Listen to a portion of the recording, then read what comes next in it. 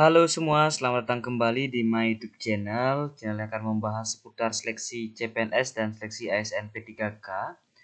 Pada kesempatan kali ini, saya akan melanjutkan kembali terkait dengan tutorial pengisian daftar riwayat hidup CASN tahun 2022, yaitu khususnya pada pemberkasan ASN P3K. Namun sebelum lanjut, jangan lupa klik tombol subscribe dan aktifkan juga notifikasi loncengnya, sehingga ketika ada video terbaru dari kami, ada notifikasi yang akan muncul. Jadi, apa saja langkah-langkah yang wajib dilakukan dalam proses pengisian daftar riwayat hidup atau DRH? Tanpa berbasa-basi lagi, kita mulai pembahasannya dari yang pertama. Nah, peserta yang lulus seleksi dan melanjutkan mekanisme kepada tahap pemberkasan, jadi wajib login kembali pada akun SSCASN dari masing-masing pendaftar. Kemudian bagian bawah ya akan muncul tampilan seperti yang ada di video kali ini, bahwa apakah Anda ingin melanjutkan pengisian daftar riwayat hidup atau pemberkasan CASN. Jadi ada dua pilihan, ya atau tidak. Ya, kemudian kalau misalkan tidak, itu wajib Bapak Ibu mengirimkan surat pengunduran diri.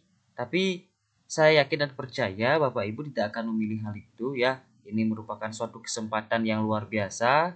Apalagi Bapak Ibu sudah diberikan kesempatan untuk menjadi calon ASN P3K, wajib untuk melanjutkan ke tahap pemberkasan, maka Bapak Ibu wajib memilih tombol ya.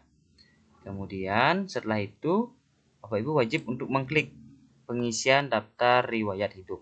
Jadi langkah pertama adalah pengisian data perorangan yang berisikan jadi biodata calon P3K itu sendiri, kemudian kolom yang ditandai bintang merah ya, seperti video yang sebelumnya saya bahas bahwa wajib diisi. Kalau misalkan ada bintang yang berwarna merah, itu wajib diisi, isikan biodata, alamat, dan keterangan lainnya. Jadi Bapak Ibu wajib mempersiapkan baik itu KTP, baik itu kartu keluarga untuk proses pengisian data perorangan. Nah, seperti apa sebenarnya pengisian data perorangan dalam daftar riwayat hidup? Kita akan bahas ya. Di mana setelah kita mengklik tombol pengisian daftar riwayat hidup, Bapak dan Ibu calon ASN P3K itu akan menemukan tampilan seperti ini. Jadi ada data perorangan ya. Kita perhatikan di bagian pojok kiri atas itu ada data perorangan, pengisian data perorangan ya. Silahkan lengkapi isian data perorangan dengan benar. Jadi Bapak Ibu wajib mengisi data dengan benar. Mohon berhati-hati jangan sampai ada kesalahan dalam proses penginputan data baik itu nama maupun data yang lain.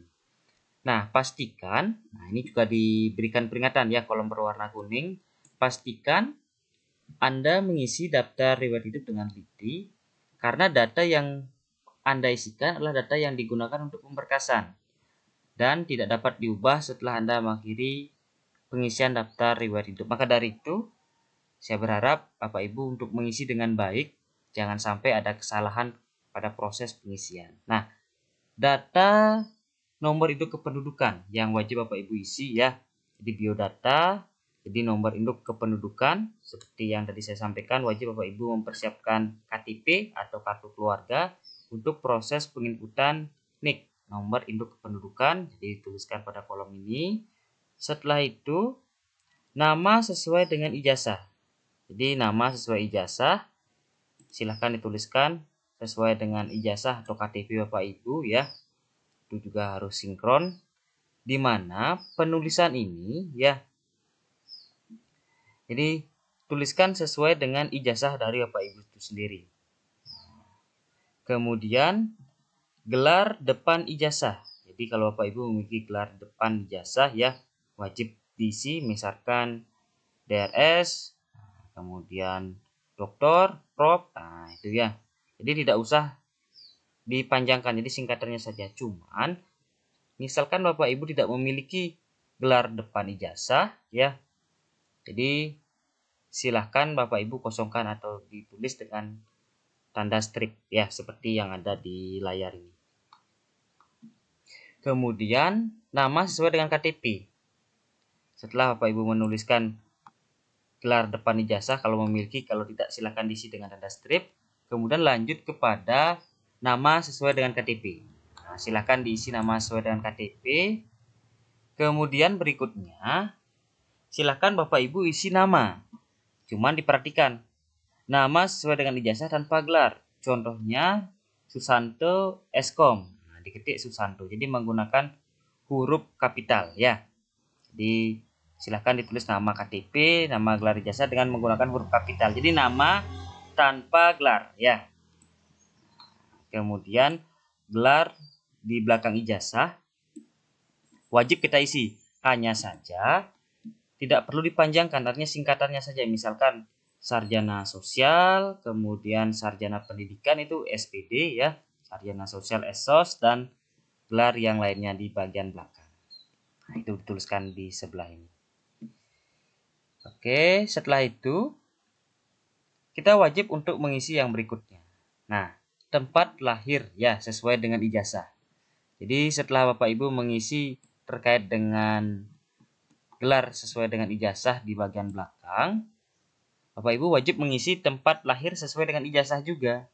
Nah, biasanya itu juga pasti akan sesuai dengan akte kelahiran, sesuai dengan kartu keluarga, dan sesuai juga dengan KTP. Jadi harus sinkron. Tempat lahir ijazah itu misalkan di ijazahnya dituliskan desa, dituliskan kecamatan, atau dituliskan dengan dusun, Bapak Ibu cukup menuliskan sampai di tingkat kabupatennya saja. Ya, tidak usah bingung kalau misalkan tidak menemukan di mana Bapak Ibu lahir sesuai dengan desa, cuman di kolom ini tidak ada muncul nama desa Bapak Ibu. Cukup menuliskan dengan nama kabupaten. Di mana tempat lahir Anda setingkat kabupaten yang tertera di ijazah, ya. Bukan tempat di mana ijazah terbitkan, hati-hati. Jadi di mana Bapak Ibu dilahirkan dalam tingkat kabupaten atau kota, silahkan ditulis di sini. Misalkan suatu kota di Denpasar itu misalkan ya. Jadi silahkan dituliskan Denpasar. Tidak usah dituliskan nama kecamatan maupun nama desa atau nama dusunnya. Cukup sampai tingkat kabupaten atau kota. Kemudian berikutnya tanggal lahir sesuai dengan ijazah ya. Jadi silahkan diisi tanggal lahir sesuai dengan ijazah. Maka dari itu Bapak Ibu wajib mempersiapkan bagaimana ijazah terakhirnya ya, S1 Bapak Ibu sesuai dengan ijazah yang digunakan untuk melamar ASN P3K. Jadi itu juga digunakan untuk patokan dalam pengisian daftar riwayat perorangan ini. Jadi tanggal lahir, kemudian bulan dan tahun. Jadi tanggal lahir Anda yang tertera di ijazah, bukan tanggal lahir terbitnya ijazah Anda. Sekali lagi, ini tanggal lahir Bapak Ibu. Kemudian jenis kelamin silahkan diisi. Kemudian status perkawinan. Nah, status perkawinan ini ya sesuai dengan kondisi saat ini. Kalau misalkan sebelum mendaftar Bapak Ibu itu belum menikah, dan setelah proses seleksi dan sampai saat ini Bapak Ibu sudah statusnya berubah menjadi menikah, silakan dirubah. Ya, walaupun pada saat proses pendaftaran Bapak Ibu belum menikah dalam konteks statusnya, cuman kalau sudah proses pemberkasan, kalau memang secara realita kenyataan Bapak Ibu sudah menikah, silakan tulis dengan status menikah. Kemudian tulis juga nomor telepon ya. Atau diisi juga dengan nomor HP Bapak Ibu. Hanya angka ya, tanpa tanda baca. Jadi silahkan dituliskan dengan angka ya. Kemudian tempat lahir KTP. Nah, ini disesuaikan dengan tempat lahirnya Bapak Ibu sesuai yang tertera di KTP. Nah, kalau yang tadi ini sesuai dengan tempat lahir ijazah sesuai dengan kabupaten atau kota setingkat itu ya. Kalau yang di sebelah kanan ya tempat lahir KTP, kalau misalkan dituliskan desa ya silahkan ditulis desa. Kalau misalkan yang tertera di KTP Bapak Ibu itu adalah dusun atau kecamatan juga silahkan disesuaikan. Kemudian tanggal lahir sesuai dengan KTP juga, dan agama silahkan diisi. Kemudian terkait dengan email ya wajib Bapak Ibu isi sesuai dengan email Bapak Ibu yang dimiliki ya. Kemudian berikutnya nomor ponsel. Pastikan nomor ponsel yang Anda cantumkan terdaftar di WhatsApp. Hanya angka ya ini. Jadi nomor ponsel yang memang sudah terhubung dengan WhatsApp. Jadi silahkan langsung dituliskan dengan angka ya, tanpa simbol.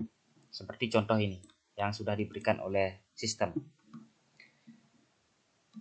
Baik, setelah mengisi identitas sampai dengan nomor ponsel, kita lanjutkan ke tahap berikutnya.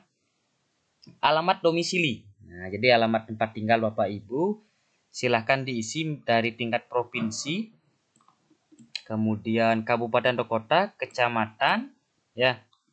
Setelah kecamatan, kelurahan atau desa. Nah, misalkan jika kelurahan atau desa tidak ada pada daftar, pilih kelurahan. Jadi klik juga lainnya. Kalau misalkan tidak muncul ya, klik lainnya dan isi manual nama kelurahan atau desa di kotak teks bawahnya. Jadi kalau misalkan desa atau kelurahan Bapak Ibu tidak muncul setelah diklik atau diinput nama kecamatan, silakan Bapak Ibu klik ini ya, kolom lainnya, kemudian isi secara manual nama kelurahan atau nama desa dari tempat Bapak Ibu tinggal. Kemudian setelah itu silahkan dituliskan dengan alamat jalan ya, kemudian alamat lengkap. Silahkan diperhatikan juga nomor RT dan RW tidak termasuk nama jalan ya, jadi nama jalan yang digunakan.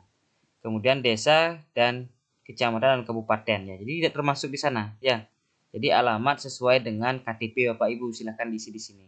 Kalau terkait dengan desa sudah bagian atas, kecamatan, kabupaten. Jadi nomor RT RW ya yang digunakan. Kalau misalkan Bapak Ibu terdapat RT atau RW di alamat domisilinya. Jadi nomor berapa RT dan RW-nya. Kalau misalkan tidak ada, silahkan diisi dengan tanda strip atau kosong ya, atau dengan kolom 0. Kemudian berikutnya kode pos. Dari desa Bapak Ibu silahkan juga diisi kode posnya. Setelah mengisi alamat domisili, kita beralih ke sebelah kanan, ada keterangan lainnya. Silahkan diisi tinggi badan. Ya, tinggi badan dalam satuan sentimeter, kemudian berat badan dari Bapak Ibu sesuai dengan kondisi saat ini ya. Kemudian warna rambut bisa dituliskan dengan hitam, kemudian bentuk rambut lurus, ikal, nanti ada pilihannya sebelah sini ya. Di kolom-kolom ini itu ada pilihan, silahkan disesuaikan dengan situasi fisik Bapak Ibu yang terbaru ya. Kemudian bentuk oval dari bentuk muka ya, bisa dituliskan dengan oval. Kemudian warna kulit juga silahkan disesuaikan. Ciri khas, jadi misalkan kalau punya tanda lahir ya, jadi misalkan mempunyai tai lalat, boleh dituliskan. Kalau tidak, silahkan diisi dengan tanda strip ya. Kalau misalkan cacat tubuh juga silahkan diisi di sini. Kalau misalkan tidak, silahkan diisi dengan tanda strip seperti yang ada di sistem ini. Kemudian setelah mengisi tinggi badan, warna rambut, bentuk muka, warna kulit, kemudian ciri khas, kita lanjut mengisi pada hobi ya. Hobi ini bisa lebih dari satu. Misalkan hobinya menulis, membaca, menyanyi ya, memancing, itu misalkan boleh diisi lebih dari satu. Kalau misalkan punya satu hobi juga dipersilahkan ya. Kemudian yang berikutnya, misalkan hobinya itu menulis ya. Jadi keterangan hobinya juga menulis apa? Gitu ya. Kalau misalkan menulis artikel IT menarik, nah itu. Jadi harus secara spesifik ketika menjelaskan keterangan hobi itu sendiri. Begitu juga dengan misalkan menyanyi lagu apa ya? Lagu Indonesia, lagu barat, atau lagu daerah. Disesuaikan pada saat kolom keterangan hobi. Kemudian setelah mengisi keterangan lainnya, kita lanjut kepada pengisian berikutnya, bahwa pengisian data perorangan ya petunjuknya dilakukan dengan teliti dan hati-hati karena data yang diisikan adalah data yang digunakan untuk pemberkasan CSN dan tidak dapat dirubah setelah Anda mengirim daftar riwayat hidup. Kemudian seperti yang tadi saya sampaikan, silakan isilah bagian formulir yang wajib diisi pada bagian silahkan lengkapi data. Kemudian ada tanda bintang ya berwarna merah, itu artinya wajib diisi. Anda diwajibkan mengisi gelar depan, gelar belakang. Bila Anda tidak memiliki gelar depan atau gelar belakang, silakan isi dengan tanda strip. Gelar hanya berupa singkatan ya. Kemudian tidak perlu diperpanjang ya, atau tidak perlu dipanjangkan. Kemudian alamat domisili adalah alamat tempat tinggal saat ini. Bila nama kecamatan dan kelurahan Anda tidak terdaftar dalam pilihan, ya Bapak Ibu silahkan pilih lainnya seperti tadi yang sudah saya contohkan. Lalu ketikkan nama kecamatan, kelurahan tersebut di kolom di bawahnya secara manual. Kemudian jika sudah Bapak Ibu yakin dengan identitas yang sudah diisi, ya silahkan isilah kode CAPTCHA ya di bawah ini untuk bisa mengklik tombol selanjutnya. Jadi disesuaikan dengan kode ini, silahkan dituliskan kalau sudah yakin dengan data yang sudah Bapak Ibu input tadi di awal. Kemudian setelah itu silahkan klik selanjutnya. Nah, jadi kalau sudah yakin silahkan klik tombol selanjutnya untuk bisa mengisi ke daftar riwayat hidup berikutnya. Nah, langkah kedua adalah pengisian riwayat pendidikan. Kalau tadi perorangan, sekarang kita lanjut kepada tahap pendidikan. Pada kolom ini, peserta dapat mengisikan riwayat pendidikan dan riwayat kursus. Pendidikan yang digunakan saat melamar formasi jabatan telah otomatis muncul, tetapi dapat diubah untuk melengkapi kolom-kolom yang masih kosong.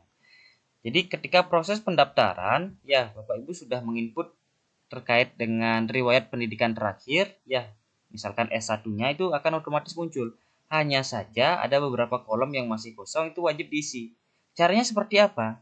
Caranya cukup mudah, yaitu dengan cara pada kolom aksi ya, silahkan klik tombol ubah untuk melengkapi data-data yang masih kosong. Misalkan seperti ini ya, nomor ijazah yang masih kosong, kemudian siapa penandatanganan ijazah atau rektor ya, kemudian gelar depan atau gelar belakang ya. Kemudian kita lanjutkan, tambah pula pendidikan peserta sejak sekolah dasar, menengah, dan atas dengan mengklik tombol tambah pendidikan. Jadi di sebelah sini ya, jadi ada tambah pendidikan yang otomatis muncul itu hanya S1-nya. Kemudian kita wajib juga mengisi riwayat pendidikan dari tingkat SD, SMP, SMA, atau sederajat. Dengan cara klik sebelah kiri ya, kiri atas itu tambah pendidikan. Maka dari itu Bapak Ibu wajib untuk menyiapkan ya ijazah sekolah dasar, kemudian sekolah menengah pertama, dan sekolah menengah atas. Jadi ijazah SD, SMP, dan SMA-nya wajib disediakan untuk mengisi daftar riwayat pendidikan dari Bapak Ibu. Misalkan tingkat pendidikan ya. Jadi kita wajib isi dengan mengklik tambah pendidikan ya. Seperti yang tadi saya sampaikan. Kemudian kita pilih tingkat pendidikannya apakah SD, SLTP ini sama artinya dengan SMP ya, tingkat pertama. Kemudian jurusannya itu disesuaikan saja ya, SLTP karena di tingkat SMP tidak ada jurusan. Kemudian nama sekolah, jadi nama sekolah disesuaikan dengan ijazah dari Bapak Ibu. Kemudian akreditasi, jadi bisa ditanyakan akreditasi dari sekolah Bapak Ibu ya ketika SMP, kemudian ketika SD dan SMA-nya. Tempat ya, jadi di mana tempat sekolah itu, jadi misalkan isi dengan nama kota ya, jadi atau kabupaten. Jadi di tingkat kabupaten atau kota itu cukup dituliskan di sana. Kemudian nomor ijazah yang tertera di ijazah SD, SMP maupun SMA dari Bapak Ibu, silakan input nomor ijazahnya. Termasuk juga tanggal ijazah, kapan ijazah itu dikeluarkan. Kemudian nama pejabat penandatanganan ijazah ya.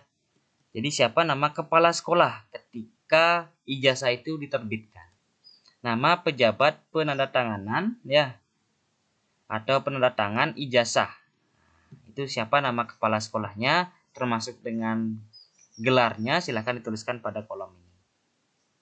Jadi tingkat pendidikan, kemudian kalau SMP, SD itu cukup sama ya seperti bagian atasnya karena tidak ada jurusan, kecuali itu tingkat SMA, SMK itu wajib isi nama jurusan sesuai dengan nomenklatur pada saat ijazah diterbitkan.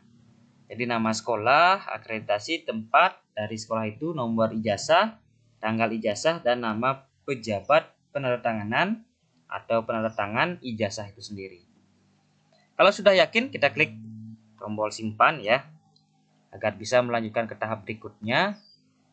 Berikut adalah ketentuan pengisian data riwayat pendidikan atau kursus pelatihan. Ya, isilah riwayat pendidikan dengan riwayat pendidikan formal mulai dari SD. Kemudian untuk tingkat pendidikan SD, SMP, SMA masukkan jurusan sekolah dasar ya. Jadi kalau sekolah dasar itu jurusannya tuliskan sekolah dasar, kemudian SLTP, kemudian sesuai dengan nomor faktur jenis sekolah di ijazah. Untuk tingkat pendidikan SMK, masukkan nama jurusan SMK. Nah, jadi sesuai dengan jurusan yang termuat di dalam ijazah dari Bapak Ibu. Kalau misalkan SMA ada IPS, MIPA, atau bahasa dan lain sebagainya disesuaikan dengan ijazah dari Bapak Ibu. Kemudian untuk tingkat pendidikan perguruan tinggi, masukkan nama prodi atau jurusan yang sesuai dengan ijazah. Kemudian berikutnya, Anda dapat menambahkan atau mengubah data riwayat pendidikan dan kursus sebelum mengakhiri proses pengisian daftar riwayat hidup. Ya, jika sudah selesai mengisi daftar riwayat pendidikan dan kursus, klik tombol selanjutnya. Gelar depan dan gelar belakang adalah gelar yang Anda dapat setelah menempuh pendidikan tersebut. Selanjutnya, ya, setelah mengisi terkait dengan daftar riwayat pendidikan, selanjutnya adalah pengisian riwayat kursus. Jika peserta pernah mengikuti kursus, ya, silahkan klik tambah kursus. Jika Bapak Ibu memiliki riwayat kursus, isikan data-data yang wajib yaitu yang dibintangi merah. Untuk pengisian data tempat, silahkan diisi dengan nama kota atau negara tempat pelaksanaan kursus. Jadi, kalau misalkan memiliki riwayat kursus, silahkan diinput. Kalau memang tidak, boleh dikosongkan. Jadi, nama riwayat kursus ya, kalau misalkan Bapak Ibu memiliki, silahkan apa nama kursus atau pelatihan yang diikuti, kemudian instansi pemerintah. Jadi, wajib kursus yang dimasukkan di sini adalah kursus yang diselenggarakan oleh instansi pemerintah. Ya, silahkan pilih instansi pemerintah yang melaksanakan, misalkan Kementerian Pendidikan dan Kebudayaan atau kementerian yang lain. Kemudian jenis kursus silahkan disesuaikan dengan ijazah kursus Bapak Ibu ya, ada sertifikatnya, kapan tanggal mulai, tanggal selesainya, nomor sertifikatnya, jumlah jamnya juga berapa, tempat, termasuk juga institusi penyelenggara. Jika kursus yang dimiliki tidak tersedia pada pilihan jenis kursus, maka form ini boleh tidak diisi. Jadi, kalau misalkan sertifikat yang Bapak Ibu miliki tidak ada jenisnya pada kolom ini, silahkan tidak diinput ya. Itu menandakan bahwa kursusnya tidak bisa dimasukkan ke dalam pengisian daftar riwayat kursus ini. Jadi, jika kursus yang dimiliki tidak tersedia pada pilihan jenis kursus, maka form ini boleh tidak diisi. Itu ya. Kalau memang sudah, silahkan klik simpan. Kita lanjutkan. Langkah ketiga, nah tadi sudah ya, data perorangan sudah, pendidikan sudah, kita lanjut kepada data pekerjaan. Nah, jadi untuk mengisi data pekerjaan atau riwayat pekerjaan dari Bapak Ibu calon ASN P3K, wajib dipersiapkan surat keputusan atau surat riwayat pekerjaan yang pernah Bapak Ibu miliki. Misalkan SK dari kepala sekolah, SK dari dinas pendidikan, SK dari gubernur, atau SK dari yang lain ya, yang terkait dengan riwayat pekerjaan silahkan dipersiapkan untuk proses penginputan. Nah, prosesnya seperti apa cara pengisiannya ya? Nah, untuk proses pengisian ya, sama seperti proses pengisian data perorangan maupun data pendidikan, kita wajib klik tanda ubah di sini ya. Kalau misalkan ada yang kurang pas, kurang sesuai, kemudian untuk menambah riwayat pendidikan, kita klik ini, tambah riwayat pendidikan. Jadi nama institusi atau perusahaan, kemudian jabarannya apa, tanggal mulainya kapan, kemudian tanggal selesainya juga kapan. Kemudian gaji pokok, ini wajib dituliskan. Dan nomor SK, ya, nomor surat keputusan, itu nomor berapa, kemudian tanggal SK-nya. Itu kapan SK itu dikeluarkan. Termasuk juga pejabat ya, misalkan kepala sekolah, kemudian itu kepala dinas, itu pejabat ya yang mengeluarkan SK tersebut wajib diinput. Itu. Kemudian selanjutnya adalah tambah riwayat penghargaan. Jadi kalau Bapak Ibu memiliki riwayat penghargaan ya, silahkan diisi juga. Jadi nama bintang ya, atau rencana penghargaan boleh. Kemudian nama surat keputusannya atau nomornya berapa, tanggalnya kapan SK itu diterbitkan, tahun perolehan, dan negara atau instansi pemberi. Ya, silahkan diisi. Kalau misalkan ada yang tidak sesuai, klik juga tombol ubah. Kemudian berikutnya terkait dengan prestasi. Nah, jadi wajib Bapak Ibu yang memiliki segudang prestasi ya, prestasi di tingkat nasional, provinsi ataupun kabupaten yang rasanya paling sesuai, silahkan diisi dengan cara tambah riwayat prestasi. Klik tombol sebelah kiri ini. Tambah riwayat prestasi. Apa nama prestasinya? Kalau misalkan di sini lomba tari tradisional, ya kalau olahraga juga dipersilahkan. Kemudian tingkat nasional, tahunnya kapan, gitu ya. Jadi kalau lebih dari satu itu diperkenankan dengan cara klik tambah riwayat prestasi. Kalau misalkan ada yang tidak sesuai, silahkan klik aksi di sini, ubah ya. Kemudian kita wajib memperhatikan pada bagian bawah yang berwarna kuning ya, kolom ini, ketentuan pengisian data riwayat pekerjaan atau penghargaan dan prestasi. Isilah riwayat pekerjaan, penghargaan, dan prestasi dengan sejujurnya. Kemudian, Anda dapat menambahkan, mengubah data riwayat pekerjaan, penghargaan, dan prestasi sebelum mengakhiri proses pengisian daftar riwayat hidup. Jadi, sekali lagi, silakan dicek satu persatu, jangan sampai salah dalam proses pengisian sebelum dikirim nanti pada saat proses akhir. Kemudian jika sudah selesai mengisi riwayat pekerjaan, penghargaan, dan prestasi, klik tombol selanjutnya. Jadi kalau sudah yakin dengan apa yang sudah Bapak Ibu masukkan ke dalam daftar riwayat pekerjaan dan riwayat penghargaan maupun riwayat prestasi, silahkan klik tombol selanjutnya. Kemudian ini cara pengisian riwayat pekerjaan. Jadi instansi pemerintah ya, kosongkan bila tidak bekerja di instansi pemerintah. Jadi kalau misalkan Bapak Ibu riwayat pekerjaan yang dimaksudkan itu adalah yang dilakukan oleh pemerintah atau di bawah naungan pemerintah itu sendiri. Kalau misalkan instansi perusahaan, silahkan diisi di sini secara manual. Kalau misalkan instansi pemerintah, silahkan dipilih di sini. Kalau misalkan di sekolah, itu silahkan dipilih Kementerian Pendidikan dan Kebudayaan atau pemerintah daerah provinsi ya, maupun kabupaten. Kalau memang tidak memiliki, tidak ada dalam pilihan instansi, silahkan pilih instansi yang sesuai. Jabatan misalkan ya, dalam hal ini staf, guru honorer boleh ya, atau guru kontrak.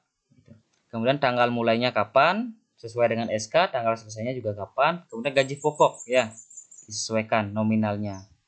Kemudian nomor surat keputusan, silahkan diisi nomornya di sini, tanggal kapan SK-nya itu diterbitkan, termasuk juga pejabat yang membuat, kepala sekolah, instansi, baik itu kepala dinas, direktur, dan lain sebagainya. Silahkan diisi pejabatnya. Kalau sudah yakin, klik tombol simpan. Kemudian lanjut penghargaan ya. Jadi silahkan diisi jenis penghargaan seperti di awal tadi saya sampaikan bahwa ada jenis penghargaan, nama penghargaan, nomor keputusan, kemudian tanggal keputusan, termasuk juga tahun memperoleh penghargaan tersebut. Dan terakhir silahkan nama negara, misalkan nama instansi yang memberikan. Kalau sudah yakin dengan penghargaan yang diisi atau diinput, silahkan klik tombol simpan. Lanjut, tambah prestasi ya. Prestasi yang dimiliki oleh Bapak Ibu, karena saya yakin Bapak Ibu orang-orang yang hebat, orang-orang yang terpilih yang memiliki segudang prestasi, silahkan dipilih yang prestasi terbaik ya. Baik itu lebih dari satu, itu diperkenankan, maupun lebih dari 2 ya, silahkan diisi. Baik itu nama prestasi yang diperoleh, misalkan juara 1 Taekwondo PON Papua, kemudian tingkat nasional tahunnya isi juga, kapan tahun terbit dari piagam atau penghargaan yang diberikan, atau prestasi Bapak Ibu peroleh. Kalau sudah yakin, klik tombol simpan. Kita lanjutkan pada tahap selanjutnya. Langkah keempat ya, kita mengisi data keluarga ya. Langkah keempat adalah pengisian riwayat keluarga. Di halaman ini ya, peserta diwajibkan mengisi seluruh anggota keluarga, diantaranya pasangan, atau suami istri bagi yang sudah menikah ya. Kemudian anak, orang tua kandung, bapak dan ibu, saudara kandung, kakak dan adik, dan mertua ya, bapak dan ibu mertua. Itu wajib diisi. Jadi kalau yang memang belum menikah silahkan dikosongkan suami atau istrinya. Kalau misalkan sudah menikah silahkan diisi suami atau istri dari bapak ibu. Kemudian berikutnya orang tua kandung. Nah, jadi wajib dipersiapkan kartu keluarga dari orang tua bapak ibu maupun KTP juga diperkenankan untuk mengisi data dari keluarga kandung bapak ibu. Jadi yang diminta itu NIK ya, nomor induk kependudukan. Dan kalau misalkan ya suami istri, kemudian orang tua bapak ibu, saudara bapak ibu, termasuk juga mertua, itu merupakan PNS atau ASN, silahkan tinggal mengklik ya tombol dari NIK ya, dari NIP bapak ibu. Jadi silahkan dituliskan orang tua misalkan yang menjadi PNS tinggal input NIP dari orang tua bapak ibu, silahkan di searching secara manual ya, itu akan langsung muncul pada saat proses penginputan nantinya. Nah, sebentar kita akan bahas agar lebih jelas. Jadi saudara kandung baik itu kakak maupun adik itu juga wajib diisi, mulai dari tempat tanggal lahir, pekerjaan, kemudian status ya. Kalau misalkan sudah meninggal dunia wajib juga kita input ya. Wajib juga kita isi walaupun bapak ibu memiliki orang tua misalkan sudah meninggal dunia. Kemudian bapak ibu mertua. Nah, jadi wajib juga dipersiapkan kartu keluarga dari bapak ibu mertua ya untuk proses pengisian pemberkasan data keluarga ini. Nah, caranya seperti apa? Wajib kita perhatikan tombol yang berwarna kuning ya. Untuk pengisian tempat lahir, silakan pengisian nama kabupaten atau kota setempat. Anggota keluarga lahir dengan mengetik minimal 3 karakter. Lalu memilih kabupaten atau kota dari pilihan yang muncul. Jadi, untuk tempat lahir ya, itu tidak harus sama dengan kartu keluarga ataupun KTP. Khusus untuk tempat lahir yang diinput adalah pada saat tingkat kabupaten atau kota. Jadi kita bisa mengklik 3 huruf. Misalkan clue-nya itu akan muncul kabupaten atau kota. Kemudian bila anggota keluarga adalah seorang pegawai negeri sipil atau pensiunan PNS, maka isi NIP dan Bapak Ibu langsung tekan tombol cari PNS. Jadi kalau misalkan seperti yang tadi di awal saya sampaikan bahwa jika memiliki keluarga yang menjadi PNS atau ASN, silakan diketik ya NIP dari saudara Bapak Ibu, kemudian klik tombol cari PNS, itu akan muncul secara otomatis. Kemudian Anda dapat menambahkan atau mengubah data riwayat keluarga sebelum mengakhiri proses pengisian daftar riwayat hidup. Jadi kalau misalkan ada yang salah input ya, salah memasukkan identitas, bisa diklik tombol ubah pada saat proses pengisian data. Jika sudah selesai mengisi data riwayat keluarga, klik tombol selanjutnya. Jadi kalau sudah yakin dengan identitas yang Bapak Ibu tuliskan, yang Bapak Ibu isi, silahkan klik selanjutnya. Dan kalau misalkan ada keraguan, ada kesalahan dalam proses penginputan, pilih pada kolom aksi, kemudian pilih tombol ubah ya. Kemudian berikutnya tambah keluarga ya. Bagaimana proses pengisian data keluarga ya. Jadi misalkan tambah keluarga di sini itu adalah seorang ayah ya. Ya. Jadi kalau seorang ibu juga diperkenankan. Jadi berikutnya ini adalah bagaimana proses penginputan dari pasangan ya. Jadi suami maupun istri. Nah, jadi kita bawa ke depan kembali. Nah ini tambah riwayat istri ataupun suami. Nah, jadi pada saat proses ini untuk pengisian bagi Bapak Ibu yang sudah berkeluarga atau sudah menikah, klik riwayat ya, tambah riwayat istri atau suami.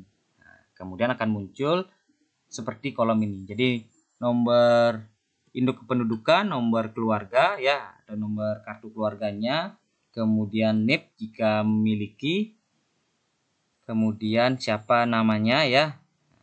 Jadi kalau misalkan yang menjadi PNS pasangan dari Bapak Ibu, tinggal klik tombol cari PNS. Itu akan muncul secara otomatis. Kemudian tempat lahir seperti yang tadi saya sampaikan untuk tingkat kabupatennya saja. Ya, tidak usah khawatir kok tidak muncul nama desa. Itu hanya sampai di tingkat kabupaten atau kota. Kemudian tanggal lahir, silahkan dipilih pekerjaan, kemudian di mana perusahaan atau institusi tempat bekerja dari pasangan Bapak Ibu. Kemudian status perkawinan kalau sudah menikah ya. Kemudian ini juga wajib dipersiapkan akte ya. Akte menikah. Jadi nomornya, nomor dari akte pernikahan atau perkawinan dari Bapak Ibu wajib juga diisi, termasuk juga tanggal pernikahan ya, statusnya itu juga wajib ya, apakah masih hidup atau sudah meninggal dunia. Kalau sudah lengkap semuanya, silahkan klik simpan. Klik simpan sehingga kita beranjak ke pengisian selanjutnya ya. Ini misalkan pengisian dari keluarga ya, saudara, atau misalkan pengisian anak. Jadi statusnya dipilih ya. Jadi dari NIK, kemudian nomor KK, NIP. Jadi kosongkan bila bukan PNS. Jadi kalau bukan PNS tidak usah ya diisi. Kemudian namanya siapa, tempat tanggal lahir, kemudian pekerjaan ya, kalau memang anak belum bekerja tidak usah diisi. Kemudian perusahaan kosongkan bila tidak perlu. Jenis kelamin, statusnya juga wajib hidup atau sudah meninggal dunia. Kalau sudah, klik simpan. Kalau sudah, lanjut langkah kelima ya. Jadi proses pengisian organisasi. Nah, di halaman ini peserta diwajibkan mengisi riwayat organisasi ya, jika ada. Nah, jadi Bapak Ibu yang memiliki organisasi, nah ini ya, wajib untuk diinput dalam proses pemberkasan calon aparatur sipil negara sesuai dengan petunjuk pengisian ya. Jadi nama organisasi, kemudian apa jabatan dalam organisasi yang Bapak Ibu ikuti, kemudian tanggal mulainya kapan, tanggal selesainya kapan, tempatnya juga kapan, itu disesuaikan dengan kota atau kabupaten ya. Pemimpin organisasi juga wajib diisi. Caranya seperti apa ya? Di sini tambah riwayat organisasi. Kalau misalkan punya satu organisasi yang Bapak Ibu ikuti, silahkan diinput satu. Kalau memiliki lebih dari satu, silahkan. Misalkan PGRI, kemudian MGMP, ya silahkan. Kemudian proses pengisiannya sama seperti kolom yang tadi, bahwa nama, jenis organisasi, di bidang apa, ya silahkan disesuaikan dengan cara mengklik ini. Kemudian jabatannya apa, ketua, wakil, bendahara, sekretaris, misalkan ya. Nama kedudukan, tanggal mulainya kapan, tanggal selesainya kapan, tempat itu sesuaikan dengan tingkat kabupaten atau kota, kemudian pemimpinnya siapa, ditulis ya, nama dari pemimpin organisasi yang Bapak Ibu ikuti. Kalau sudah yakin, klik tombol simpan ya. Berikutnya, untuk proses penginputan dokumen ya.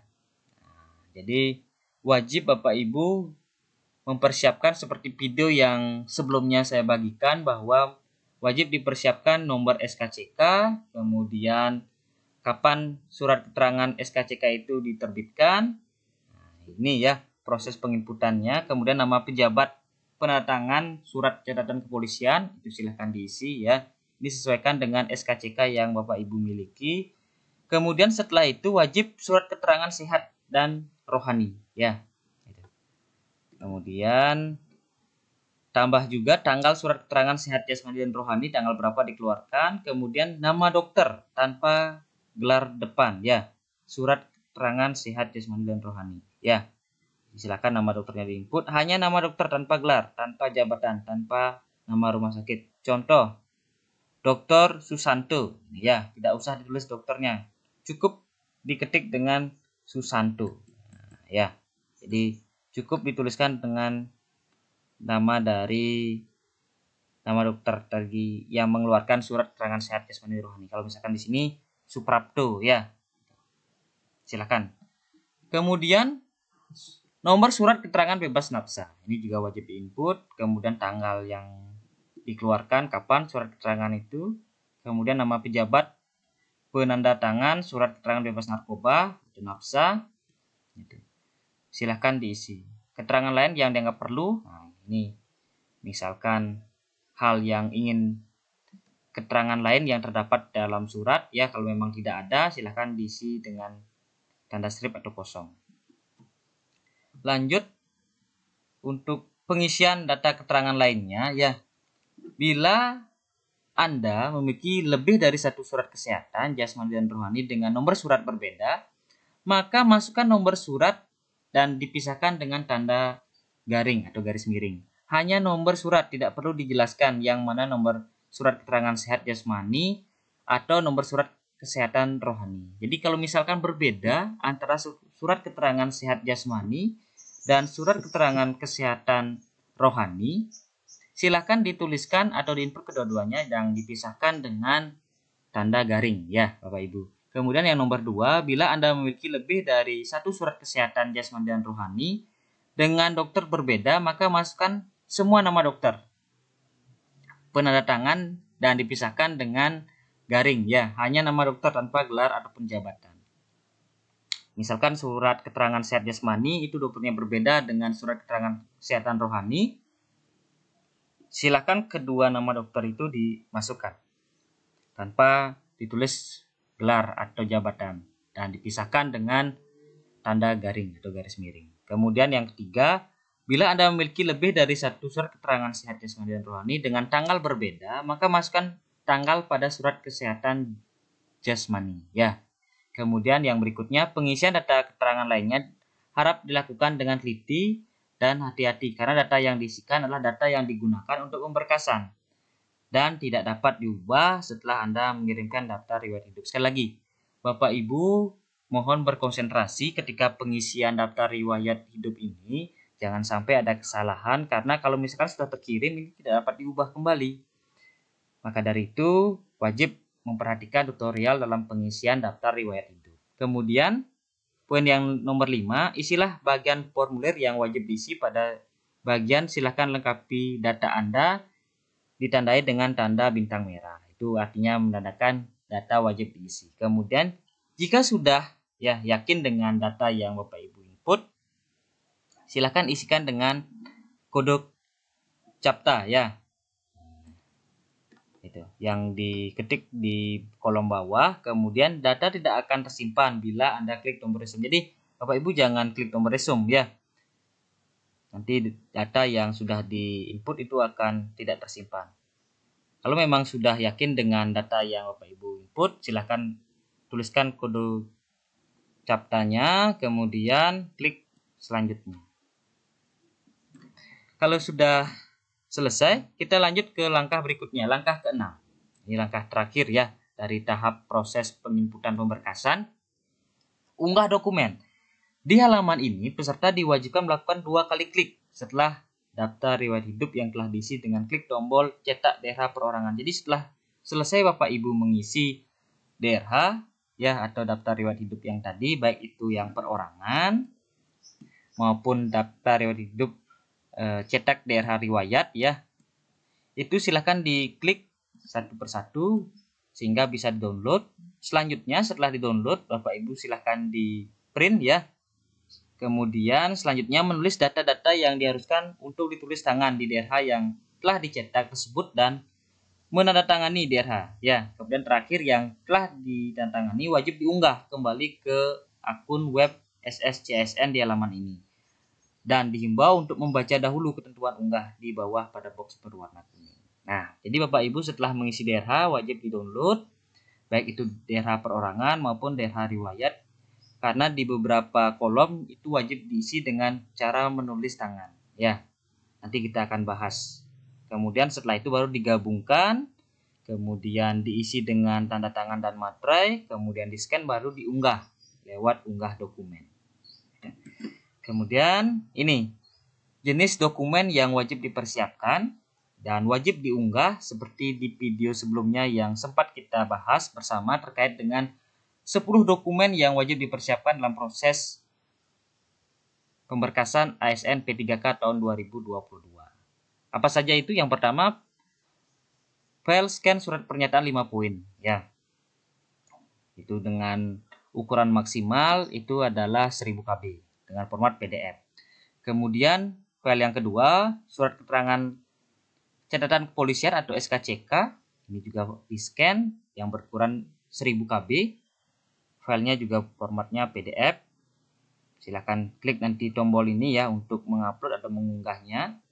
Kemudian berikutnya file scan daftar riwayat hidup yang diisi dan diunduh dari pengisian DRH pada web SSCSN yang digabung menjadi satu file ya, file PDF dan sudah dibubuhi materai serta ditandatangani oleh calon ASN. Jadi berukuran sama yaitu 1000 KB dengan format PDF.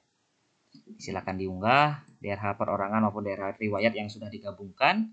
Kemudian file bukti pengalaman kerja asli yang ditandatangani atau fotokopi yang dilegalisir. Boleh surat keterangan yang asli maupun surat keterangan yang bersifat fotokopi, hanya saja wajib dilegalisir bagi yang fotokopi oleh pejabat yang berwenang apabila memiliki pengalaman kerja. Ya. Jadi ini berukuran 3000 KB, formatnya PDF, jadi tidak wajib ini ya. Kemudian berikutnya surat keterangan anti nafsa ya. Itu silahkan diupload. Kemudian berikutnya surat keterangan kesehatan jasmani rohani. Kemudian file scan ijazah pendidikan asli ya. Jadi S1-nya dari Bapak Ibu. Kemudian file scan transkrip nilai. Jadi formatnya juga PDF. Kemudian file scan surat lamaran CASN yang ditujukan kepada instansi yang Anda lamar ya. Jadi biasanya ini akan diberikan format bakunya oleh BKSDM terkait dengan contoh surat lamaran. Kemudian yang terakhir itu silahkan diupload file pas foto formal terbaru dengan latar belakang merah. Nah, jadi ukurannya itu adalah 500 KB dengan format filenya itulah JPG ya. Jadi latarnya diperhatikan, jadi menggunakan latar belakang merah. Foto formal terbaru. Kemudian ketentuan unggah dokumen. Nah, jadi yang sudah kita bahas di video sebelumnya, format berkas yang diterima itu PDF untuk dokumen, kemudian JPG untuk pas foto. Ukuran minimal setiap berkas itu adalah paling kecil ya, itulah 100 KB. Kemudian hindari memfoto berkas dengan kamera handphone ya, sebaiknya berkas di-scan dengan scanner ya, agar terlihat lebih jelas. Jangan sampai menggunakan scan dari handphone ya atau HP Bapak Ibu, itu mengakibatkan gambarnya akan tidak terlalu baik ya, dimana tulisannya tidak terbaca dengan jelas. Kemudian jika ukuran berkas melebihi ketentuan, silahkan diperkecil ke resolusi yang lebih kecil. Dengan catatan tulisan pada berkas harus terbaca dengan baik. Jadi jangan sampai terlalu dikompres ya, tapi dengan catatan tetap tulisannya dapat dibaca. Segala bentuk salah unggah, unggah tertukar, berkas unggah tidak terbaca merupakan tanggung jawab pendaftar. Hati-hati, jangan sampai mengunggah misalkan ijazah ya, itu tapi yang dimasukkan itu adalah file transkrip nilai. Nah, hati-hati. Makanya kita harus cek satu persatu, cek dengan teliti, jangan sampai ada kesalahan penguploadan.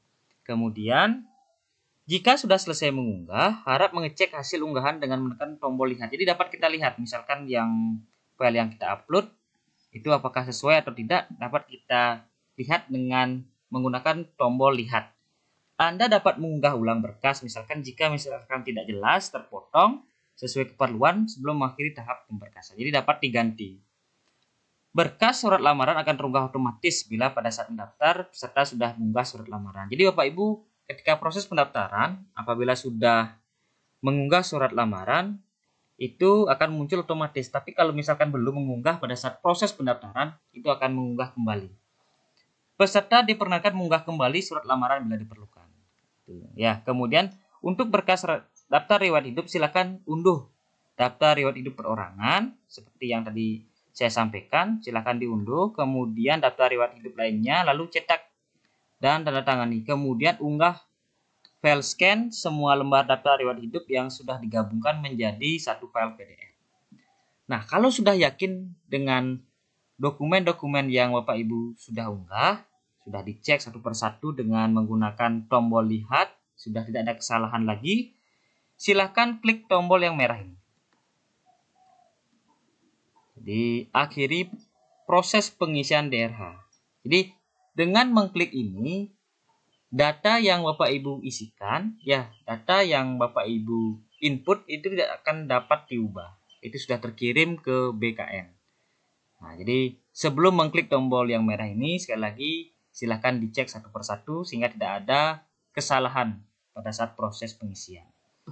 Kemudian, berikut merupakan contoh cetakan DRH perorangan, ya, yang ditandai bintang, ya, adalah kolom yang harus tulis tangan oleh peserta setelah DRH dicetak, diisi dengan huruf kapital atau balok, ya, dengan menggunakan tinta hitam. Jadi kalau sudah kita selesai tadi mengisi DRH, kemudian kita klik tombol cetak, ya, dari DRH perorangan akan muncul seperti ini. Kemudian kita juga wajib, ya, menulis secara manual tulis tangan dengan menggunakan huruf kapital. Nama, ya, kemudian menggunakan tinta hitam, sesuaikan di sini dengan nama yang sesuai KTP, sesuai dengan Bapak Ibu isi pada kolom DRH, kemudian kabupaten atau kota tempat lahir sesuaikan dengan ini juga, ya, misalkan Jakarta, kemudian diisi juga dalam kurung itu kota, kemudian tanggal lahirnya disesuaikan. Kalau misalkan bulannya 1 bisa ditulis misalkan 11 Januari, ya, tahunnya silakan ditulis juga. Kemudian ini 3 hal ini yang wajib ditulis tangan, baik itu nama, kabupaten atau kota tempat lahir, dan tanggal lahir. Itu wajib ditulis kembali dengan menggunakan tinta yang berwarna hitam. Kemudian contoh daerah riwayat, ya, pendidikan seperti ini, ya. Kemudian kalau memiliki kursus atau pelatihan itu akan muncul seperti ini, kalau tidak itu akan kosong, ya. Kemudian pekerjaan, kemudian tanda jasa atau penghargaan bagi yang memiliki, riwayat keluarga, itu istri atau suami, anak itu akan muncul. Kemudian riwayat ibu kandung, saudara kandung, bapak atau ibu mertua, dan keterangan organisasi yang Bapak Ibu ikuti. Dan di akhir, ya, yang sudah tadi diinput surat keterangan catatan kepolisian, surat keterangan sehat, jasmani rohani, surat keterangan bebas nafsa. Ini silahkan diisi nomornya, ya, yang sudah secara otomatis setelah Bapak Ibu input nomor surat keterangan akan muncul, ya. Kemudian pejabatnya juga otomatis akan muncul. Yang Bapak Ibu isi adalah ini, materai 10.000, kemudian kabupaten atau kota yang Bapak Ibu sebagai tempat tinggal atau domisili. Ya, silahkan isi nama tempat, kemudian isi nama lengkap, ya, dan diisi juga materai 10.000, kemudian ditandatangani. Setelah lengkap tanda tangan, silahkan di scan dan digabungkan. Setelah itu baru diupload pada kolom upload berkas atau unggah berkas. DRH yang telah ditandatangani wajib diunggah, ya, dengan multifig atau digabungkan, di mana itu dijadikan satu halaman, ya, kemudian diunggah kolom yang sama. Peserta wajib dapat melakukan perubahan pengisian data sebelum klik tombol akhir proses pengisian DRH. Tombol akhir pengisian DRH baru dapat diklik jika seluruh unggahan dokumen persalinan telah lengkap diunggah. Jadi untuk mengunggah DRH yang Bapak Ibu isi, ya, akhiri proses pengisian DRH apabila sudah lengkap berkas-berkas yang Bapak Ibu upload. Jadi cukup sekian bagaimana tutorial untuk pengisian DRH dalam proses pemberkasan ASN P3K tahun 2022. Jadi misalkan kalau Bapak Ibu ada pertanyaan, silahkan ditulis dalam kolom komentar. Nanti saya akan jelaskan. Kalau misalkan ada hal yang kurang dipahami, ada hal yang kurang dimengerti, silahkan diklik di tombol komentar. Jangan lupa klik tombol subscribe dan aktifkan juga notifikasi loncengnya. Tetap semangat dan semoga proses pengisian DRH ini untuk proses pemberkasan CASN tahun 2022 berjalan dengan lancar. Saya akhiri dengan ucapan terima kasih.